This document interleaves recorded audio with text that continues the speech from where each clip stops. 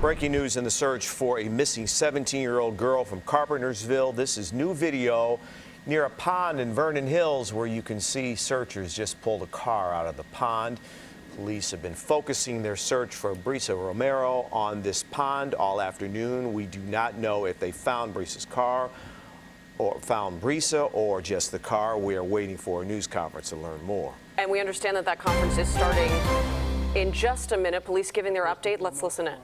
Offer my thoughts and prayers to Brissa's family as we continue to search for her. On December 5th, the Carpentersville Police Department took a report of a missing 17-year-old female, Brissa Romero. We have since then continued our efforts to look for her and search for her in every way possible.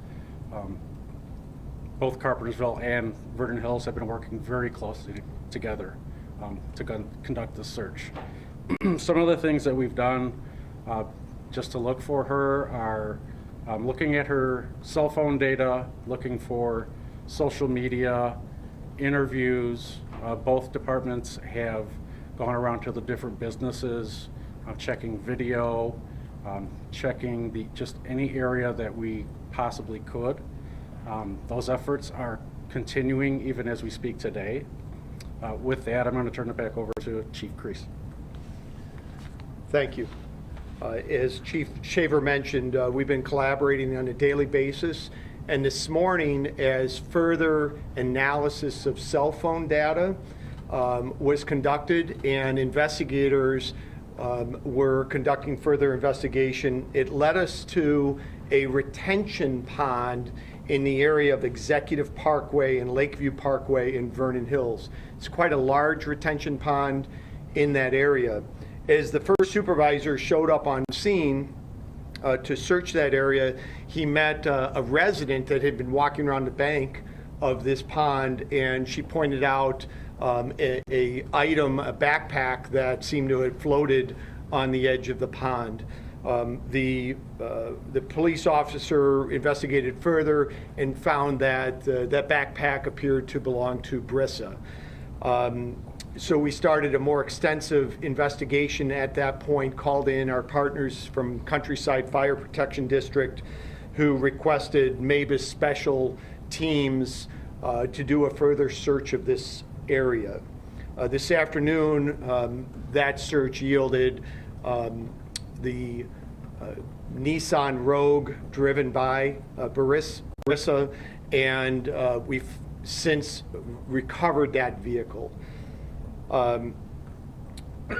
At this point, we're continuing this investigation, but I will share that based on the condition of the vehicle and all the evidence we have at this point, it appears that Brissa was in that vehicle when it drove into the lake.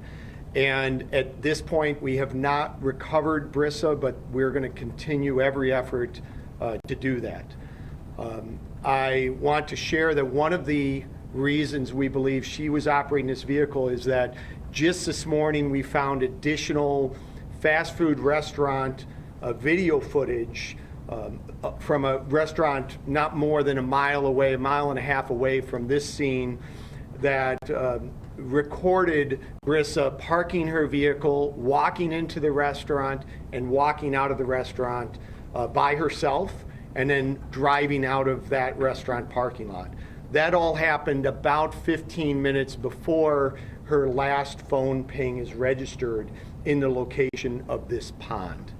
So with that information, the condition of the vehicle, even though we have not found Brissa in this vehicle at this point, it's our belief that we need to continue to search this pond, and that is really the sole efforts of our search at this point.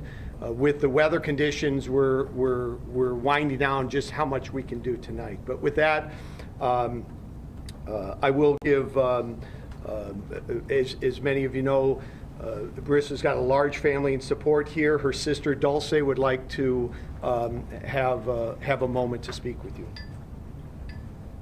I do want to say thank you for everyone that has been keeping up with Brissa's story. We've been able to get so many people eyes on this and get so much help from a lot of people from across countries actually to be able to help out spread the word of Brissa. Currently, as the officer has mentioned, they have been working a lot and they've actually been cooperating a lot. So I do want to give them a little praise for trying to work with Vernon Hills and Carpentersville together to find my sister Brissa back. As they've also mentioned, as the vehicle has no body inside, they will be searching the pond and to see if Brissa's body is in there. Until now, in my heart, I still believe that she's out there, but for now, we'll just keep investigating and we will find her. Thank you. ¿Tú te puedes dar un comentario en español? In Spanish. Would you Yeah, like to speak? Of course. So, quiero decirle gracias por venir aquí y hablar y tener esa historia toda siguiendo desde la semana pasada. Nos has ayudado mucho para encontrar a Brissa. Todos han conectado con nosotros para investigar más de ella y qué es su historia y qué pasó esa noche, el lunes, el diciembre 4 de la semana pasada. Al momento Brissa no está encontrada, su cuerpo al momento no está en el carro. Sí han encontrado el carro que está registrado a ella y en nuestra familia, pero no hay cuerpo. Puede tener al momento están buscando por el cuerpo, pero en nuestro corazón sabemos que Brissa todavía está afuera viviendo y vamos a encontrarla. Gracias. Brissa, tu esperanza entonces es de que ella todavía está bien. Sí, nuestra esperanza todavía que está viva. Que está viva. So if we would answer a couple questions. How deep is that retention pond? Yeah, the deepest point, it appears to be just under 20 feet deep, and for much of the area where we believe the car went into the pond is about that deep. And would you estimate what percent of the pond you've searched so far? We haven't searched much of the pond. We've been focusing on the location of the vehicle and immediately around that vehicle. So And was the vehicle, how would you describe where the vehicle was in the pond? the information I have is that the vehicle traveled as much as 60 feet into the pond. So to give you an understanding, this intersection is a T intersection where Executive Parkway meets Lakeview Parkway. And from the preliminary review of what happened, it really appears like this is a case where a driver unfamiliar with the area failed to navigate a turn and went through the intersection, down an embankment into the pond. Is there any hope or belief that she is alive or survived this? All of our efforts right now are placed in a recovery operation of this pond. The vehicle had its rear hatch open, and it leads us to believe that we're searching in the right place for Brissa. Where's the vehicle at this point? It's being recovered out of the pond. It was just pulled out. It's going to be towed back here to a control location where the evidence technicians can further examine this vehicle. Do you have any idea how long it might take to search this whole pond? Chief Actonacher, any idea how long an operation So like we're going to continue into the evening as long as we safely can. You know, we're hopeful that we can bring some closure to this sooner than later. But if conditions don't support a safe operation, we'll continue those efforts in the morning. Now you mentioned how this is particular to a driver who's not really familiar with the area. Is this a common situation with this area? I mean, have you dealt with a similar incident in the pond? Not that I can recall, but it certainly is a T intersection where the road ends and you have to turn right or left. And I'm aware of other traffic crashes where a driver sometimes doesn't turn right or left and goes straight through the intersection.